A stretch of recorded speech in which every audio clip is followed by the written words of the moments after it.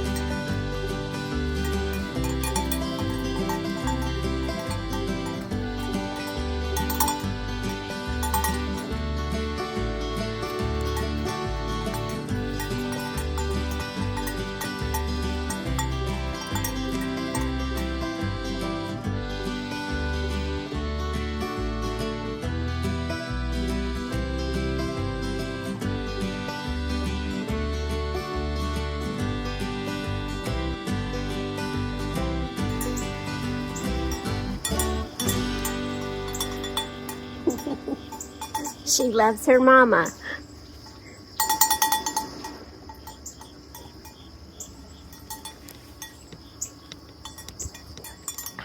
I wanted to see if we could sit over here in the tea garden this morning. Well, here we are on our Sunday chat, and today I thought we would talk about visitors. We get visitors on the little farm. We get a lot of questions about that. And so today I thought I'd answer some of those questions. So how do you set a date to visit here on the little farm? You contact me through my Facebook page. You message me on Messenger. I give you the dates that are available, and you have 24 hours to respond to those dates. I will save those dates for you for 24 hours. If you do not respond within 24 hours and somebody else asks for some dates and I give them those same dates, you had 24 hours to respond to those dates. Does that make sense? Because I can save dates for you for 24 hours, and then if somebody else contacts me after that time period, I will be giving them those dates as well. We only schedule one family a day, that way, or one group, one family a day. That way, you can visit the little farm at your leisure. You don't have to hurry up and, we only have half an hour. You have to get going so we have somebody else coming through, for a lot of reasons. We want people to enjoy their visits. We want them to feel relaxed and at home, and we want them to reconnect, because that whole purpose, our whole mission here on the little farm is to make that earth to self connection. And if we were to rush people through, that would not be our mission. Our mission would be to get as many people through as possible. So we do not schedule more than one visitor a day. We let the families take their time. They say they're going to be here at 1 o'clock. If they stay till 5, that is fine. I had scheduled them for that day, and that was their day. Now, what do we do when we come to the little farm? We start the visits off with a tour. I walk them around the little farm. I explain what's going on in the garden. I talk about the bees. I talk about the herbs. I talk about the fish tank. I give them a really good tour. They get to see the fairy garden, and then we get down. Once we've had a tour of the farm, we end up down at the paddocks where the animals are. And then we do animal interaction. So there, they get to, at their comfort level, depending on how comfortable they are around the animals, we will let them hold the animals and pet the animals, feed the animals treats. We have treats for them to feed the animals. They can pet them and hold them as long as they want, or as comfortable as they are. If they're not comfortable being, we'll leave the animals in the paddock. It's all up to the comfort level of the guest. And after we are done interacting with the animals, I will ask them if they would like some refreshments. Then we go up to the sitting space in the little farm, and we will serve. During the summer, we serve lemonade and cookies. And then in the fall, we usually try to have apple cider and s'mores, depending on the weather. We may have cookies, but if it's nice and cool out, we'll have a fire going and have s'mores. And then, after we're done having our refreshments, we have activities for people to do. We have a scavenger hunt, or they can play, sometimes the little kids love to play in the sandbox, and that's why they come, just to sit in the sandbox, because we've had return visitors before. So they get to play in the sandbox, they get to play in the fairy garden, they get to interact with the animals more if that's what they want to do. A lot of the times we spend a lot of time answering questions from the adults, but I always, want to make sure to not let that monopolize the time there. I do want to answer questions, you know that from my answering your comments, but I also want to make sure that the children get their questions answered and they get adequate attention. So it is a very busy time when you come to visit the little farm. Now here during the fall, we will be decorating for Halloween very soon.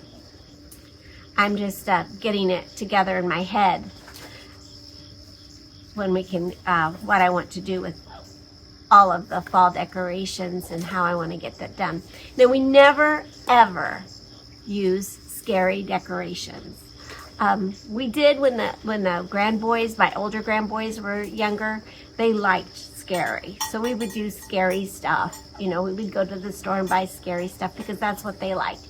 But that was before we had the farm open to the public. So it didn't really matter too much. But now, because we have people with special needs that come to visit the little farm. We have small children that come to visit the little farm. We have people like me with loud noises and graphic images just don't appeal to me and make me very uncomfortable. And our whole thing is to make people feel comfortable so that they can make those connections that our mission is all about. The biggest questions is, how much do we charge? We don't charge. We don't charge at all for our visitation here on the little farm. We do accept donations, and those donations go back into the little farm for feed, for plants, for animal care, all of those things, anything that has to do with the little farm, the aesthetics, all of that. That money that is donated goes towards that. We don't need it to pay our rent, so to speak. And some people are very generous, which really helps us with our community outreach, because we do not accept donations from any of our special needs groups or from any of our school groups. We do not accept donations from them. And everybody else, we will accept your donation, and that money will help us, buy the cookies or get the s'more stuff or buy the apple cider. So that all helps for that as well. Some of you may be wondering about liability. Well, that's a slippery slope. And as far as that, we have a sign right at our entrance when people come in. And that is one of the benefits of living in Indiana, is that we have that sign that releases us from any liability as long as we are being responsible. Now, we try to be very responsible here on the little farm. We try to make sure there isn't anything dangerous going on. As a matter of fact, one day the bees were very, very busy. They were, I think they were getting ready to swarm now that I think about it. But I had a visitation planned that afternoon, and I had to cancel it because the bees were very active and I didn't want anyone to get stung. Now, that was me being responsible. So when you come to visit, I try to be as responsible as possible. And the sign also states that we are not liable if you do something that causes yourself harm. We are being responsible here on the little farm, and it is your responsibility to follow directions, to not do anything that would cause yourself harm. And we're very fortunate that Indiana does that for their agritourism, because here in Indiana, during the fall especially, we have a lot of farms that make extra income by having people visit their farms, by having corn mazes and things like that. So, way to go, Indiana. Good job.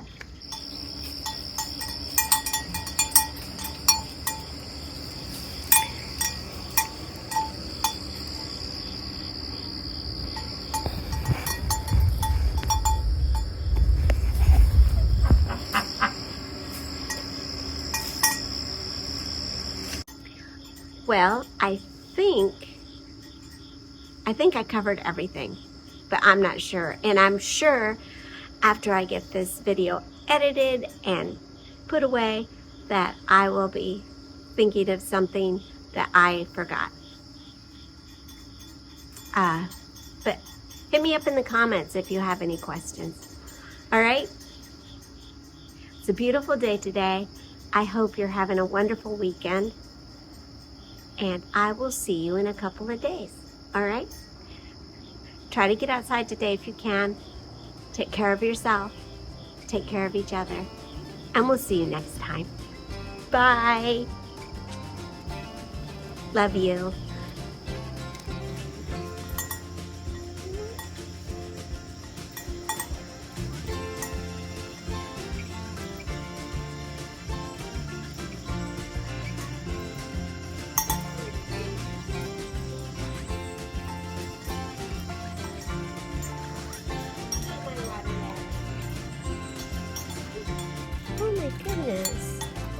Did you eat this?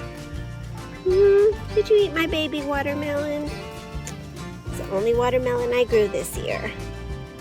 Let me glue it back together. Who did it? Who did it? It was your sister, wasn't it? Was it you? You're a good girl.